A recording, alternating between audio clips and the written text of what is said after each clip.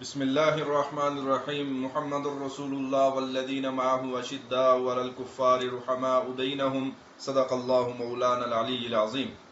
محترم ناظرین و سامعین، حضور علیہ الصلوۃ والسلام کے وہ خلفاء جنہیں راشدین کہا جاتا ہے، نبی علیہ الصلوۃ والسلام کے بعد چار خلفائے اربعہ جنہیں کہا جاتا ہے، اس طرح کا عدل و انصاف قائم کیا دنیا کے اندر کہ آدھی دنیا تک اسلام کا پرچم لہرانے لگا۔ اور اللہ رب العزت کا حضور کو بھیجنے کا مقصد بھی یہی تھا، وَالَّذِي أَرْسَلَ رَسُولَهُ بِالْهُدَى وَدِينِ الْحَقِّ لِيُظْهِرَهُ عَلَى الدِّينِ كُلِّهِ کہ آپ کا دین تمام ادیان باطلہ پہ غالب آ جائے۔ اور یہی طریقہ لے کر کے خلیفہ راشد خامس حضرت عمر بن عبدالعزیز رحمہ اللہ تعالی نے اپنے 2.5 سالہ دور خلافت میں وہ عدل و انصاف کی مثال قائم کی جو کہ خلفائے راشدین اربعہ کے دور میں تھی، اور ایک ہی گاڑ سے بکری اور بھیڑیا پانی پینے لگے۔ اور ایسا دور دنیا نے دیکھا، آسمان نے ایسا دور دیکھا، اور پھر دنیا والوں نے ایسا دور دیکھا کہ زکوٰۃ لینے والا کوئی نہیں، زکوٰۃ دینے والے سارے موجود ہیں۔ اور حضرت عمر بن عبدالعزیز اپنے غلام کو بھیجتے ہیں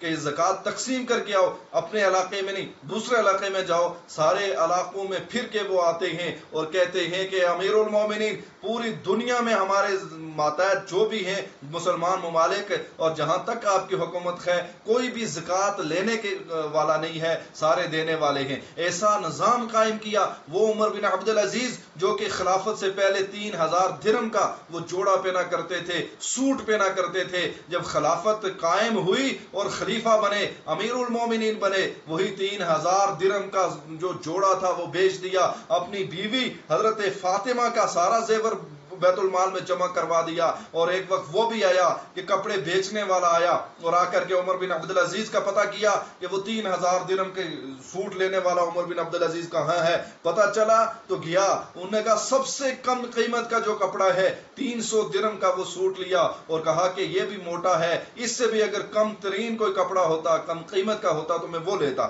اس طرح کی مثال عدل و انصاف کی، خشیت و للہیت کی، یہ قضاء و سیاست حضرت عمر بن عبدالعزیز کی۔ حضرت عمر رضی اللہ تعالی عنہ، حضرت عمر بن خطاب جنہیں اللہ کے سے حضور علیہ الصلوۃ والسلام نے اللہم اعز الاسلام بعمر بن الخطاب دعائیں کر کے مانگا تھا، ان کی نسل سے آنے والے ان کے نواسے حضرت عمر بن عبدالعزیز، ان کے بیٹے کے نواسے ہیں حضرت عمر بن عبدالعزیز۔ اس کی وجہ جو ازالۃ الخفا میں ایک واقعہ لکھا ہے، حضرت عمر رات کو گشت کیا کرتے تھے، تو دوران گشت ایک گھر کے قریب سے گزرے تو وہاں سے آواز آ رہی تھی کہ بیٹی دودھ میں پانی ملاؤ۔ بیٹی یہ کہہ رہی تھی اپنی بوڑھی ماں کو کہ امی جان، ہمیں امیر المومنین عمر بن خطاب رضی اللہ تعالیٰ عنہ نے منع فرمایا ہوا ہے۔ تو ماں کہنے لگی کہ عمر کہاں دیکھ رہے ہیں، اس طرح دودھ زیادہ ہوگا، پیسے زیادہ ملیں گے۔ تو کہنے لگی فَأَيْنَ اللَّهُ، عمر نہیں دیکھ رہے، عمر کا اللہ کہاں ہے، عمر کا رب تو دیکھ رہا ہے۔ یہ بات سن کر کے نشاندہی کر کے حضرت عمر واپس آگے، صبح حضرت عاصم کو بھیجا اپنے بیٹے کو، جا کے گھر کا پتہ کرو، اس بچی کا پتہ کرو۔ پتہ کیا کہ وہ بچی ابھی شادی شدہ نہیں ہے۔ اسی عاصم سے اس کا نکاح کروایا، اس کی منگنی کروائی، پھر نکاح ہوا۔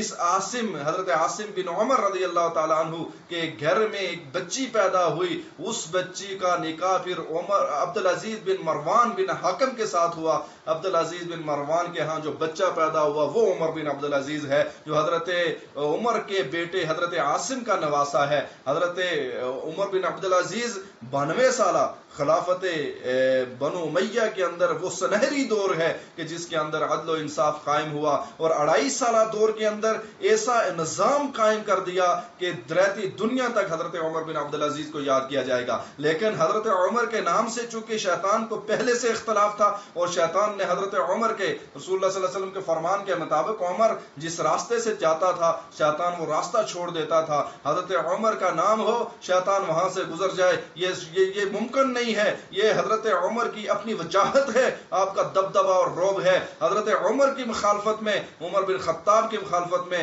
اسی کے نام سے موسوم حضرت عمر بن عبدالعزیز کی قبر کے ساتھ جو ہوا گزشتہ دنوں کے اندر شام کے شہر ادلب کے اندر، حضرت عمر بن عبدالعزیز جو 101 ہجری میں انتقال فرما گئے تھے، وہاں ان کی قبر تھی، اور ان کی قبر کے ساتھ جو گستاخی کی گئی، آپ کی باقیات کو نکالا گیا، آپ کی قبر کو آگ لگا دی گئی۔ یوں اسلاف امت کو، یوں صلحائے امت کو، یوں تابعین کی قبروں کو، یوں جو خلفائے راشدین ہیں ان کی قبروں کے ساتھ یہ واقعات، یہ سانحات کا آ جانا قیامت کا برپا ہو جانا کم تھا، اتنا بڑا واقعہ ہوا ہے۔ اور پھر حضرت عمر کے ساتھ یہ مخالفت کرنے والے جو فاطمہ کو اپنا مانتے ہیں، ان کی بیگم، ان کی بیوی، ان کی اہلیہ کا نام فاطمہ ہے، فاطمہ کی قبر کے ساتھ بھی ایسا کیا۔ عمر کے ساتھ اگر تم نے کرنا تھا خدا نہ خواستہ تو فاطمہ کے نام سے حیا کرتے اور فاطمہ کی قبر سے یوں نہ کرتے اور اسے آگ نہ لگاتے۔ ایسے لوگوں کو کی نشاندہی ہونی چاہیے، یہ ملک کے اندر ہوں ملک کے باہر، پوری دنیا کے اندر اصحاب رسول کے جو مخالفین ہیں،